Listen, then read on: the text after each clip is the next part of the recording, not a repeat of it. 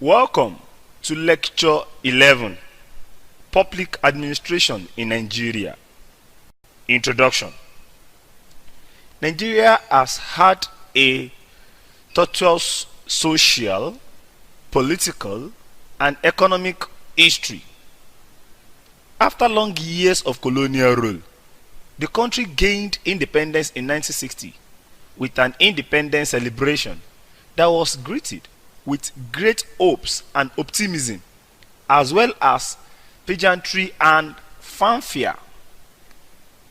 But several years after independence, the promises of independence have eluded her.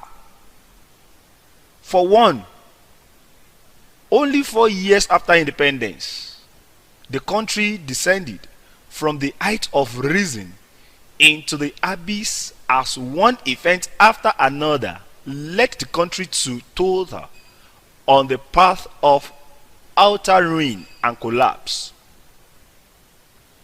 In 1966, the military intervened supposedly in a bid to restore order, but the military fared no better, but instead succeeded in entrenching a culture of corruption and wasteful spending rather than putting the country on the path of economic and political development.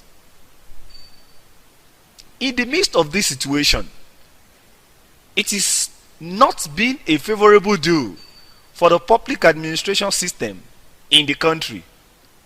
They became virtually ineffective under the spell of frequent changes in government and discontinuity of the policies of previous regimes.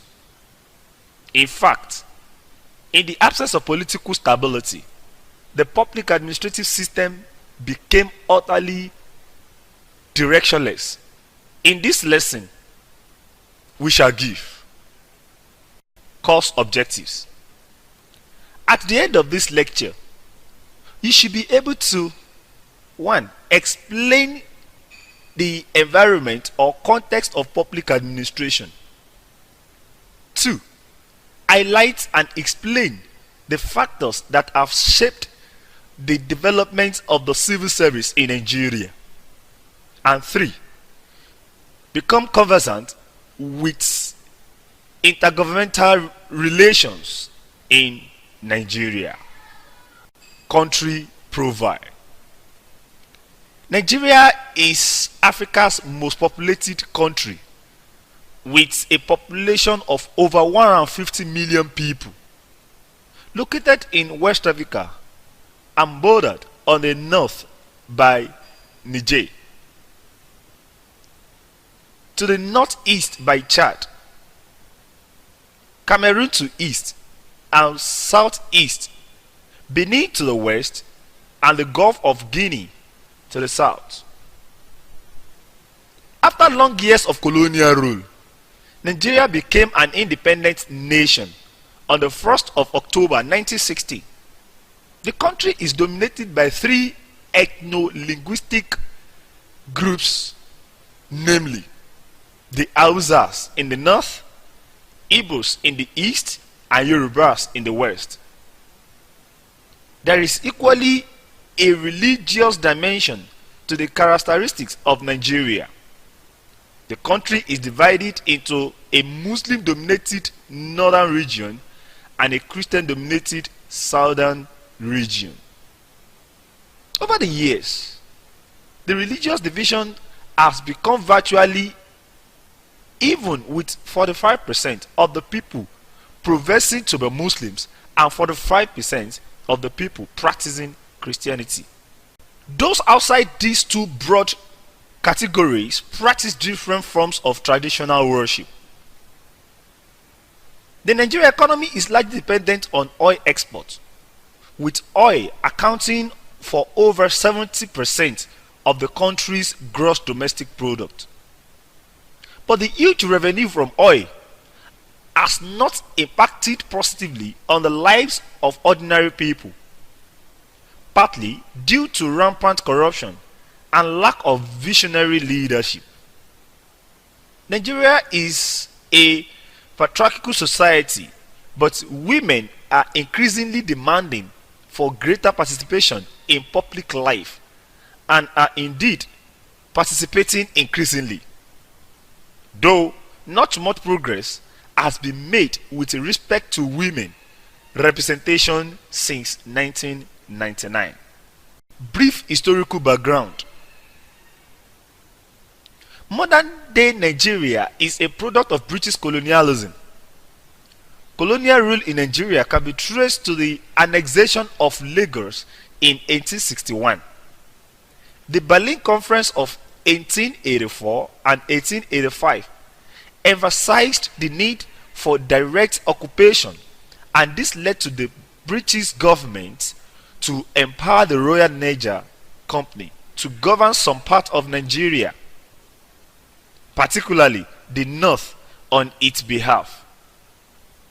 In the south, the British waged bloody wars against resisting people, particularly in Benin, Nupe, and Ilorin.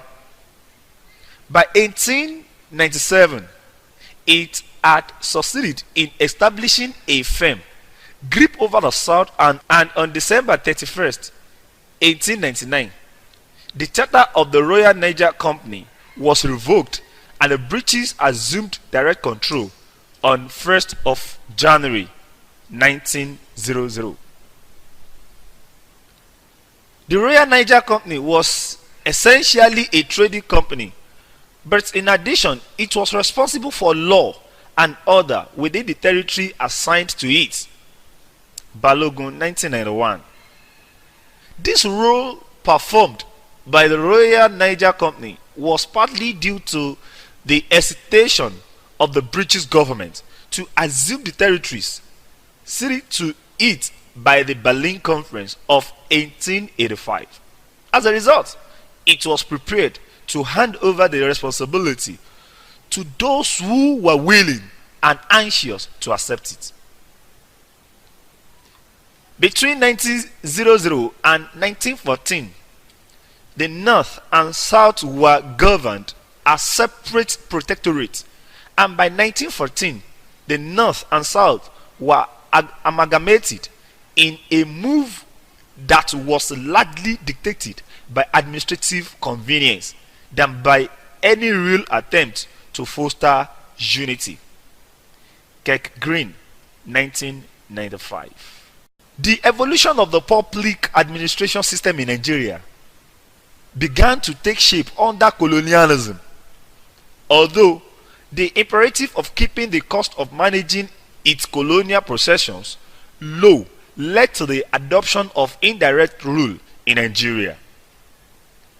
As a result, the British colonial government enlisted the support of traditional rulers to administer their domain, although under the new climate that were now to report to the British colonial government. Even where the British bureaucrats governed directly, they had to rely on local officials since they were so vastly outnumbered. In fact, as late as 1938, there were no more than 1,500 officials in the entire colony. House, 2006. Although, as Lugard often argued, British had a dual mandate, which involved on the one hand promoting the interest of the imperialists and industrialists back at home, as well as promoting members of the native races for many clerical and other administrative positions. It was not the case, however, that local leaders had a significant role in the determination of the direction and content of colonial policies. The direction of the public administrative setup was provided by Lord Lugard. As Balogun has argued, it was Lugard and his successors that created a modern bureaucratic state based on the idea of legal rational order. The new legal rational order placed the governor general at the apex of the bureaucracy and defined its duty and spheres of influence. However, the over-centralized power of the Governor General resulted in chaos rather than order or tidiness. Nicholson, 1977. Similarly, the nature of the colonial order removed the natives from the decision-making process in an era. Balogun terms the era of colonial tutelage. It was an era that was characterized by the control of key apparatus of government by expatriates. In fact, from 1914 to 1951, a central feature of the administrative setup was the overriding power of the Executive Council and the absence of a legislative council to call the Executive Council to order.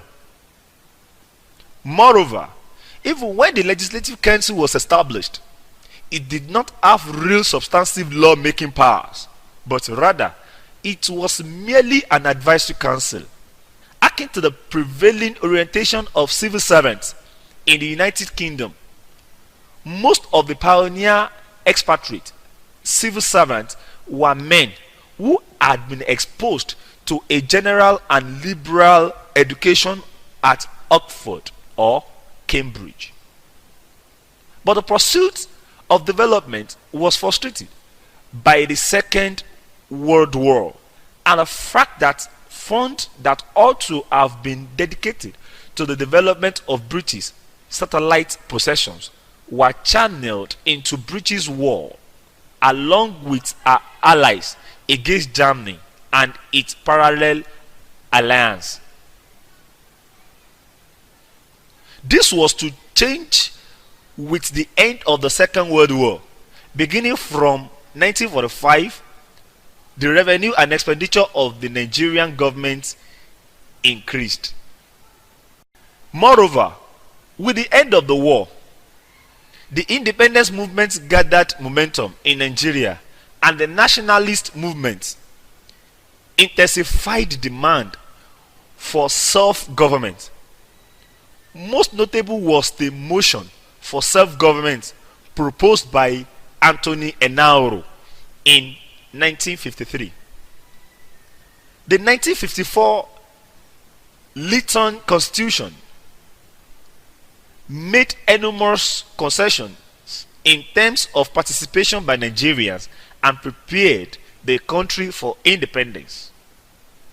Although the political situation at that time reflected the fragility of the union that will emerge in an independent Nigeria, particularly in the manifestation of political division that followed ethnic and blood lines.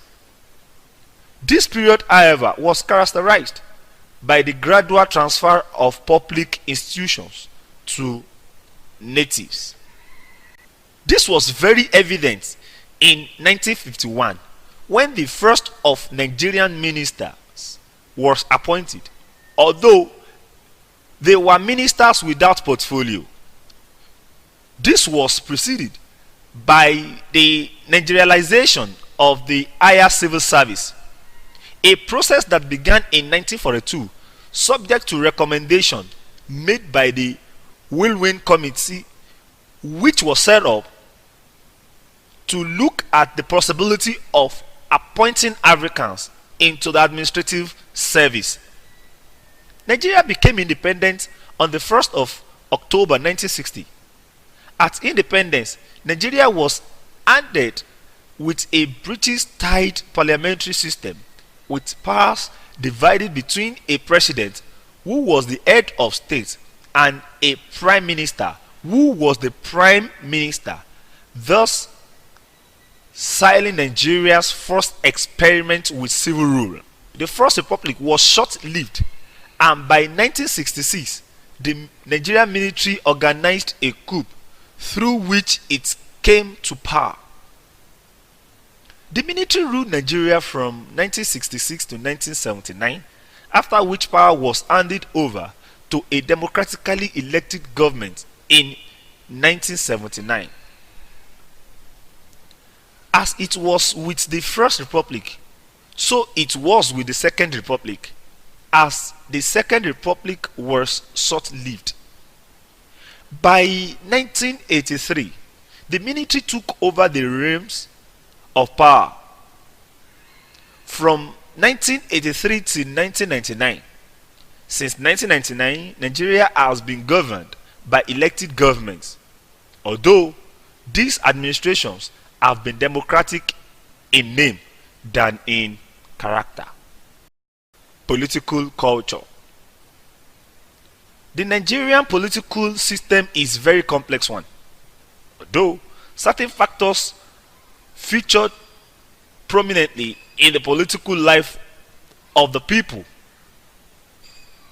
We shall discuss the following factors. 1. Ethnic identity.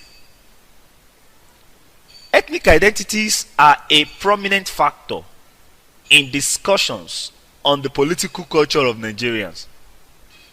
This is particularly against the backdrop of the way ethnic affiliations and indeed ethnic considerations have become crucial in the election or selection of people for certain political offices. This trend is not peculiar to political positions. It is only endemic in the public service, where promotions are based on the quota system rather than on a merit-based system.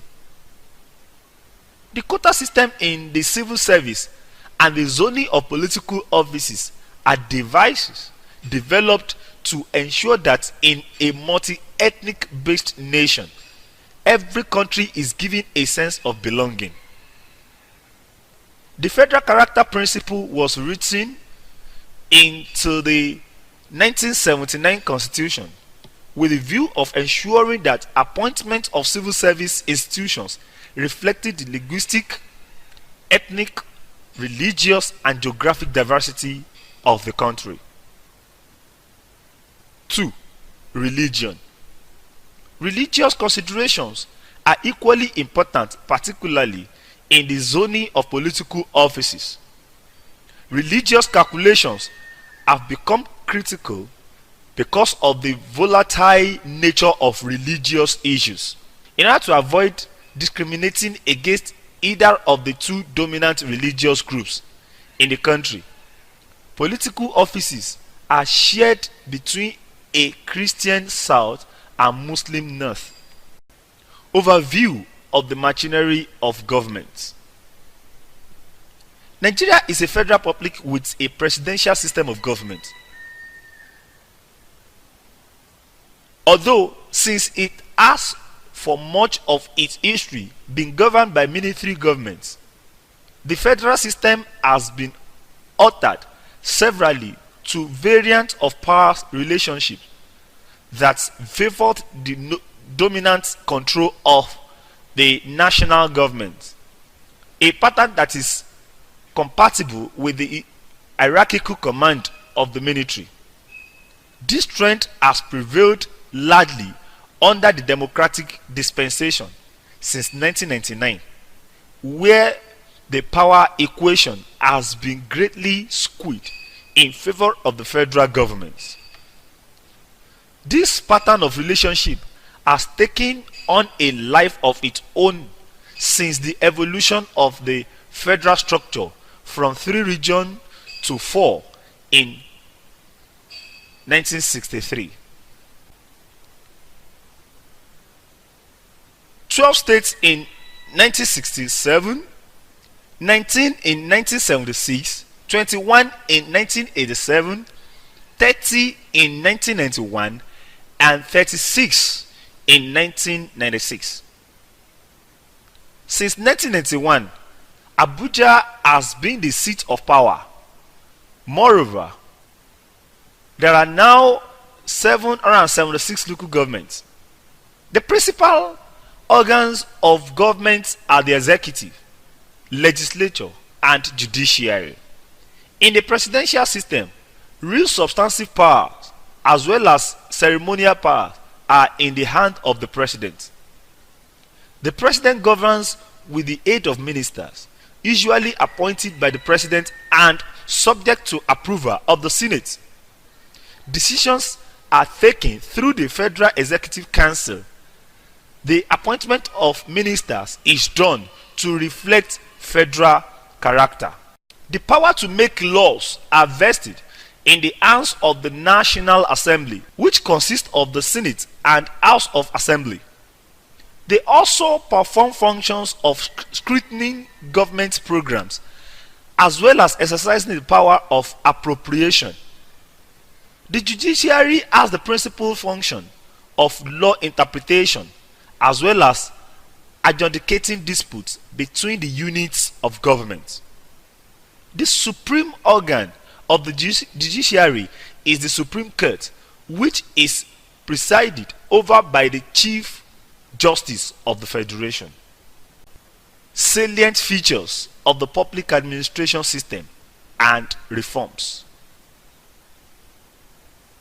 The civil service system. The factors that have shaped the current nature of the Nigerian civil service are multitudinous. The evolution of public administration in Nigeria can be traced to the advent of British colonialism in Nigeria and the creation of a public administrative setup for the purpose of administering the colony and protectorate of Nigeria. Today, the current position does not depart much from the design of the public administrative system handed down to her at independence. An important attribute of the legacy from colonial rule were the attribute of political neutrality, anonymity, and impartiality. Long years of military rule has equally had their implication for the Nigerian public administrative system, sometimes allowing civil servants to dominate the policy process, as happened between 1967 and 1975, and other times allowing the civil servants little or no space, as happened between 1975 and 1979. Adamolekun, 1986. The need to make the civil service system more effective has led to attempt to reform the nature and character of the Nigerian public service. These reforms were measures that were supposedly introduced to adjust the operation of its public administration to modern challenges. The Udoji reform is one of the most critical reformist efforts. The civil service system. Whereas previous reforms focused on improvements in salaries and wages, reforming the grading structure and strengthening of management responsibility, the Udoji reform introduced a number of key innovations. Notably among these innovations were the opening of the post of permanent secretary to both professional and specialist staff, the harmonization and unification of job grading and salary system throughout the service, the introduction of merit system as a basis for reward, the replacement of the confidential reporting system by the open system of reporting, and the introduction of a new code of conduct for all public officials, according to Tobo, 2005. The intention of the Udoji reform was to introduce modern management style, techniques, and culture into the civil service, but most of these goals were not achieved. The Udoji Commission was better known for increases in workers' salaries. However, later reform did not consolidate on the measures introduced by the Udoji reforms. This was particularly the case of the 1988 reforms, which, for all intents and purposes, reversed some of the reforms introduced by the Udoji Commission. For example, ministers were now to serve as chief executive of their ministries, a position that was the responsibility of permanent secretaries under the pre-Udoji and Udoji reforms. In the event of the transfer of this responsibility to ministers, the position of permanent secretaries was abolished. One notable feature of the 1988 reform was that it failed to maintain the dichotomy between politics and administration. In fact, it was not only that the responsibilities of permanent secretaries were transferred to ministers, and the post of permanent secretaries was abolished, but also that the post of Director General was made a political one, and the term of Director General designates made conterminous with that of the ministers. Moreover, professional and administrative officials could no longer move around various ministries.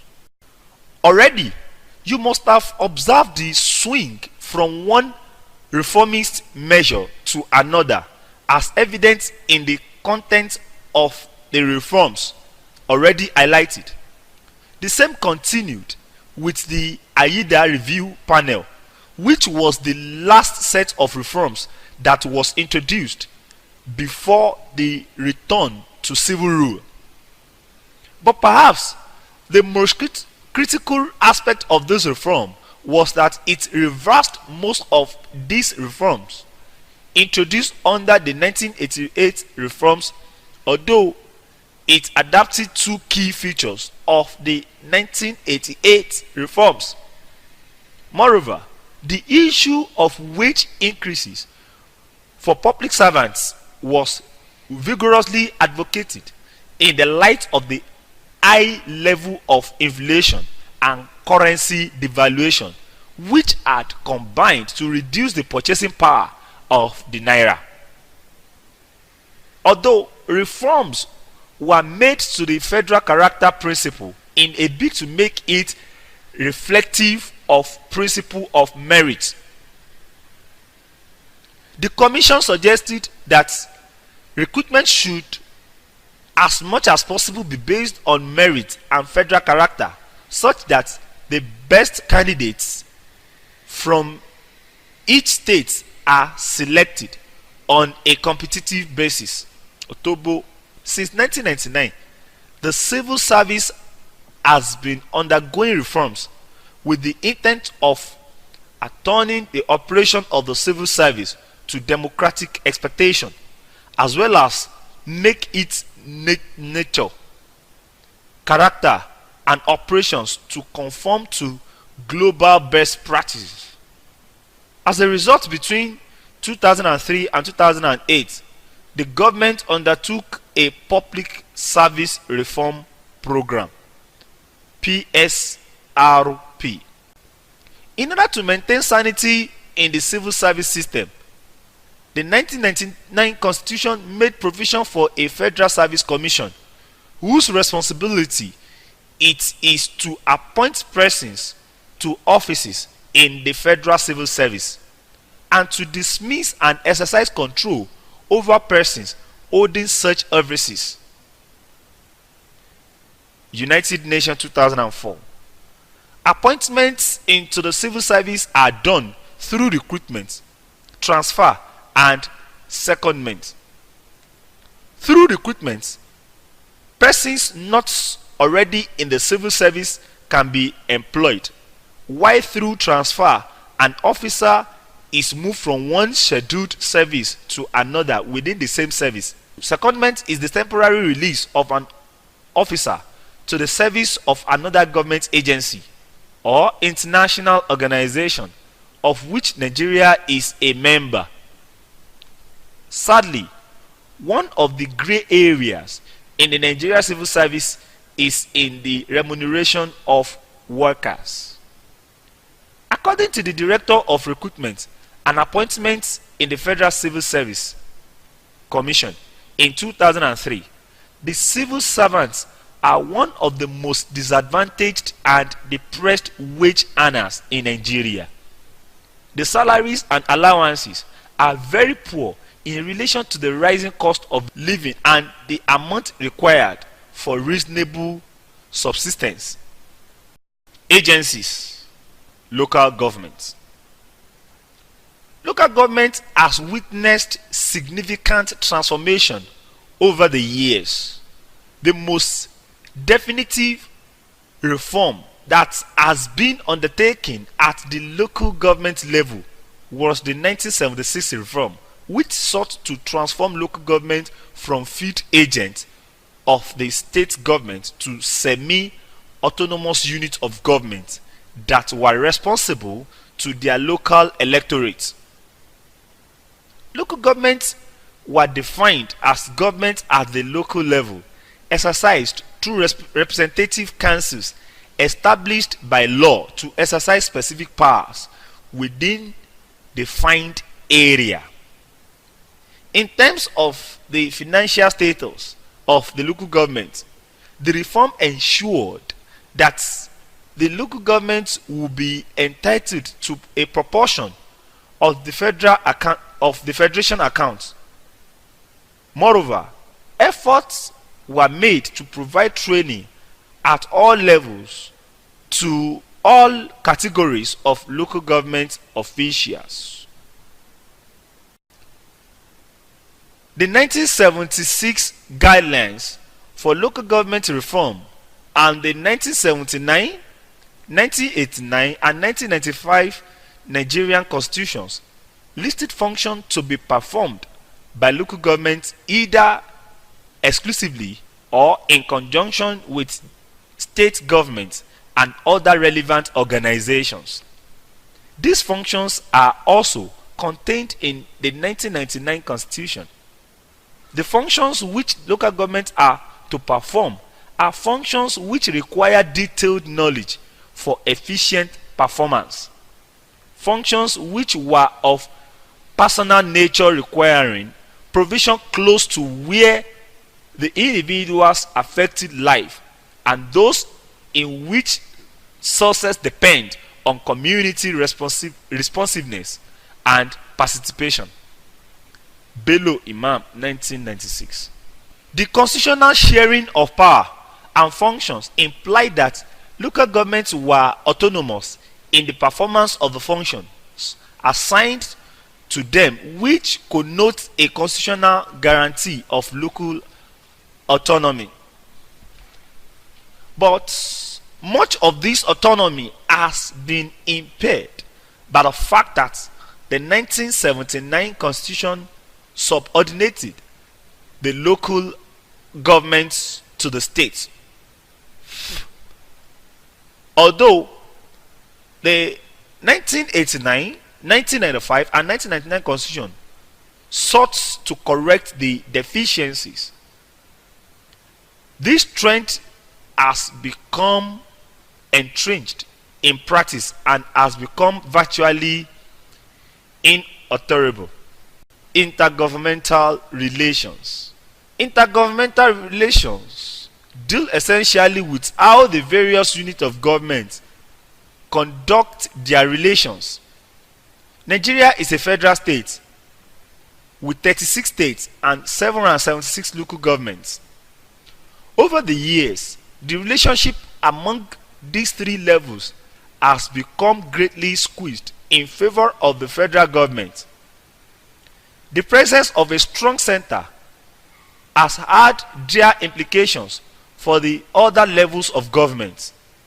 Before the 1976 local government reforms, local government and the state government was in what can be termed a principal or agent relationship.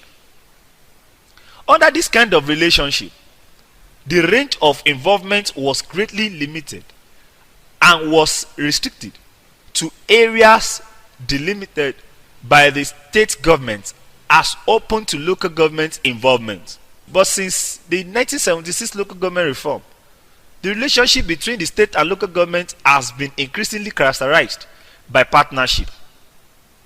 Under this context, the Constitution delineates and regulates the activities of all levels of government.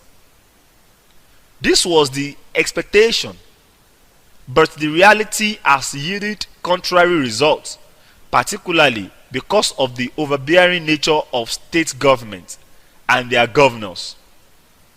The mechanisms of managing intergovernmental relations rely on a variety of political and administrative processes. The most crucial mechanism is the constitutional mechanism, which spells out the range and limits of the powers of each of the tiers of government. There are equally judicial mechanisms, since the units of government have legal personalities. They can sue and be sued, thus subject their grievances to judicial intervention. Revenue allocations, public sector reforms, strengths and weaknesses, recent developments. Summary: public administration in Nigeria is a product of colonialism. After colonial rule, the administrative system handed to Nigeria was patterned after that of our colonial masters. But as we have noted, why that may have been a defining factor in the evolution of the Nigeria civil service, long years of military rule have contributed to framing the principal character of the civil service in Nigeria, and by extension, the entire public administration. The local government also witnessed significant transformation, as evident in the 1976 reform. We also touched on the character of intergovernmental relations in the context of a federal system where the federal government and subordinate owned units are supposed to be co-equal and coordinate. But as we noted, although the intention of the designers of the Constitution was to develop a system of intergovernmental relations where the various units are partners, the reality has been that the federal government has been a dominant relation with other units, thus making the state and local government subsidiaries of the federal government. This is the end of lecture 11. Thank you for listening.